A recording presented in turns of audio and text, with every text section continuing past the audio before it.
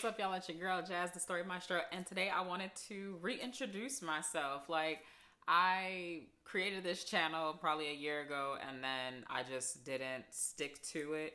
And then I got a few new followers within the last couple weeks, or I don't want to say few, to me it was a lot. I got more followers within the last month or two than I did when I first started the channel.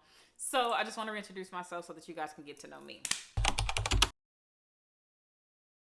I am Jazz, the Story Maestro, the one and only. People are now trying to steal my name, but when you talk about the Story Maestro, you're talking about me. Come to my page. There are no other Story Maestro. Well, they claim to be, but I'm the original. I created that name because I'm like the orchestrator of stories. To me, a story is kind of like just a long song that just, songs tell stories that, lyrics and it's just a play on words. So I'm like, the Story Maestro, orchestrator of stories.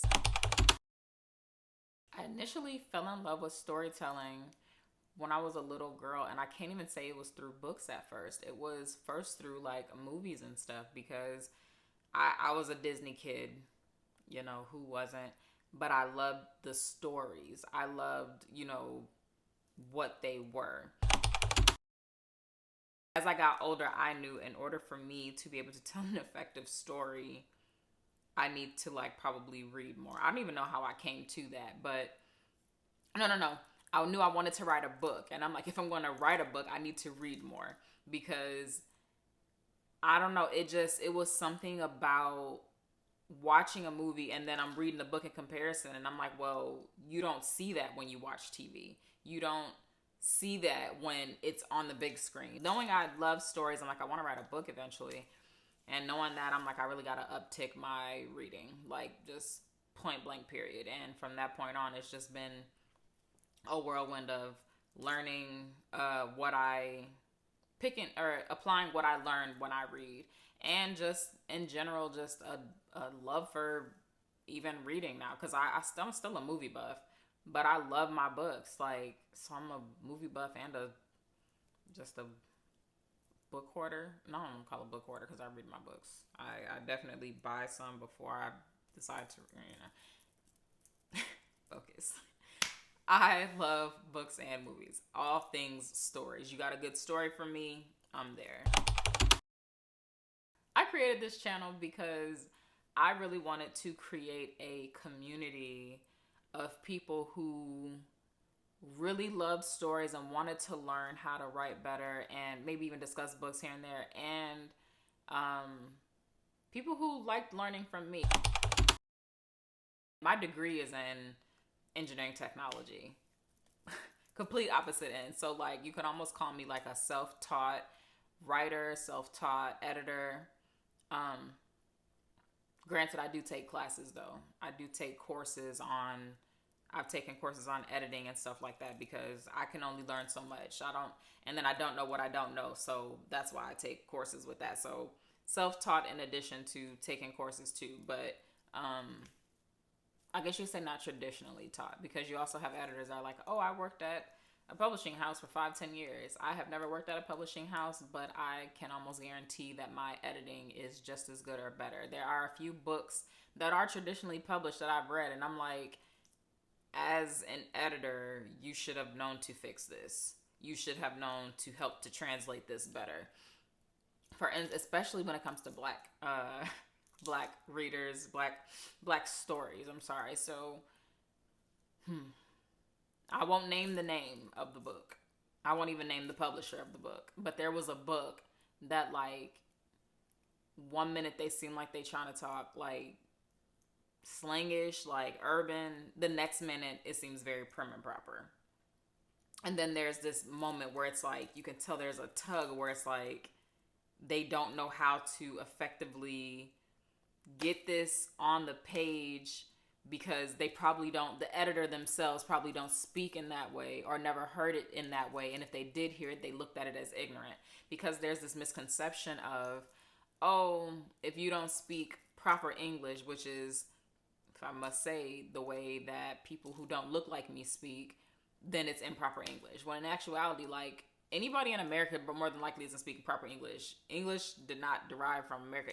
It's over over there. So we're all speaking in proper English if you really want to be like technical. But when it comes to the way that we speak here in America, there's so many different, I'd like to call them American English dialects. Like, you know, we have AAVE, African American Vernacular English, which is, you know, more slang, or, you know, Ebonics, or you got like Southern drawl, well, that's accent, but we have like the way Southerners talk.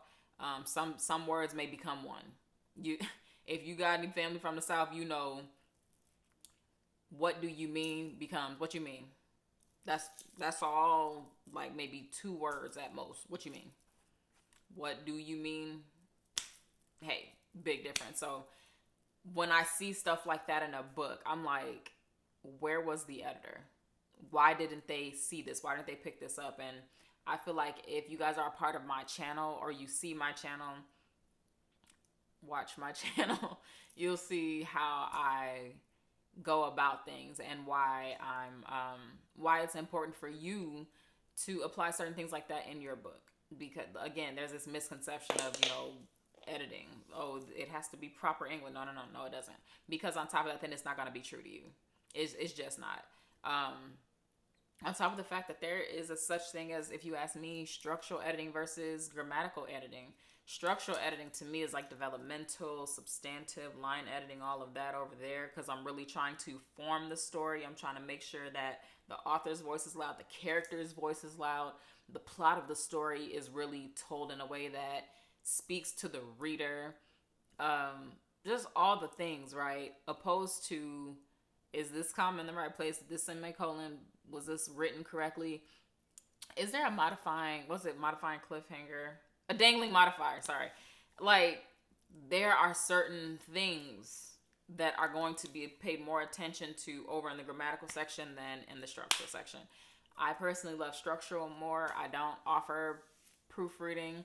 Copy editing kind of flows into line editing. However, if you want like very, very neat, precise grammatical editing, I would say also get a copy editor. That's a whole nother video with the levels of editing. But yeah, that's one of the reasons why I feel like I just went on a whole tip about that. But you got to understand, like, there's so much to this editing thing, and I feel like it's not paid attention to enough. But on my channel, I do want to talk about that, because if we do speak about a book, like say that I'm like, hey, let's all read together, or if I'm like, y'all, I just read this book and I want to go over it, there may be things that I might start pointing out, not to shade anybody, not to be disrespectful, but to say, hey, when you come across something like this, make sure blah, blah, blah, blah. Or I might be like, hey, this is a perfect example of how to write or translate that into your own story. Because I'm a big believer in, if you want to write a book, you need to read books. Like I said earlier, it just works. On top of, if you edit books, for me, because I'm an editor, I'm like, I have to see it. I have to see it on pages. I have to read it for myself to see how it's translated, because other than that, if my clients give me comp titles, I have nothing to compare it to. And even if it's a book that I haven't read, those might have comp titles to something that I have read. You know what I'm saying? Like, granted, it can be like, you know, some comp titles could be like movies. I remember I sample edited something for someone one time, and I was like, oh, this reminds me of Terminator. And she's like, oh, I never thought of it like that. And I'm like, yeah, it's very robotic. But, you know, that was the comp title. Granted, it would be even better if I have a book comp title, because now I have something to really compare it to, because it almost helps me to be set in place with a rhythm. You do want to have a rhythm when you're writing, when you're editing, because that's the only way that you're going to be able to bring forth the author's voice. That's the only way you're going to be able to hear the character, if you have that rhythm, if you catch that, you know, that movement. So that's very important to me. But yeah, I feel like I'd see. But yeah, okay. I think I've answered what I want you guys to know about me. Again, community. I think it's so important. I've learned in the last 4 years of my entrepreneurial journey that community is one of the most important things that you need to have when it comes to anything that you do. So if you are writing, you need a writing community. Just point blank, period. Even if you're reading community. If you are reading to learn how to write, you need a community. Because it's just better to have two heads are better than one, right? It's if I'm thinking this way and you have a whole different perspective and you are able to provide that perspective, it helps me to enhance my thought process and probably be better at what I do, which is why you hire editors. You are probably not going to be able to catch something because you are so close to your work, and to have somebody further away, it can be like, oh, hey, did you think about this? And oh, no, I didn't think about this. Boom. Now we are 2-3 steps further than where we were before, because now you have something to think about because you didn't think about that before, or to consider. Granted, I'm not saying that editors will always make things better, because they might suggest something that you're like, I really don't want to change that. But it is something to consider, because if you don't want to change something here, you might want to change it somewhere further in your story. Because it's like, oh no, this works here, but there is something down here in chapter 12 that okay, well then let's get that there. It's the same situation. Now how do we fix this? So yeah. I just gave a mouthful. I didn't even think this video was going to be that long, but it kind of is. So yes, allow me to reintroduce myself. My name is the Story Maestro. So I hope you guys enjoyed. If you do have any more questions for me, I'll do another video. I think that would be cool. Or tell me about you guys. What are you working on? What's the most important thing for you to learn in your writing, editing journey? What has been the most important thing that you have learned thus far?